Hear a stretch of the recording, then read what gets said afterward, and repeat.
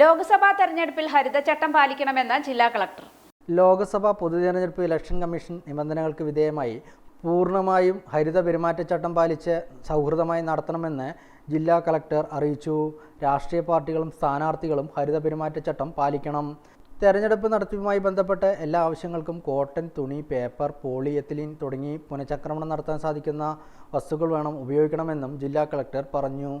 2024 ലോക്സഭാ തെരഞ്ഞെടുപ്പ് ഇങ്ങ് അടുത്തുവല്ലോ.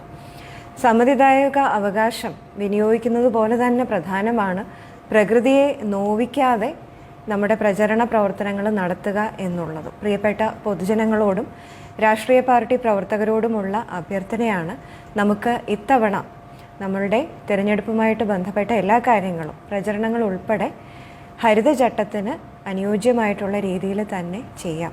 പുനരുപയോഗിക്കാവുന്ന സാധനങ്ങൾ ഉപയോഗിച്ച് മാത്രം പ്രചരണം നടത്തുന്നതിനും പോളിംഗ് സ്റ്റേഷനുകൾ ഒരുക്കുന്നതിനും ശ്രദ്ധിക്കുക. PVC മുതലായ പ്രകൃതിക്ക് ദോഷം ചെയ്യുന്ന വസ്തുക്കൾ ഉപയോഗിക്കാതെ തന്നെ ഈ കാര്യങ്ങൾ ചെയ്യാൻ ശ്രദ്ധിക്കുമല്ലോ. നന്ദി.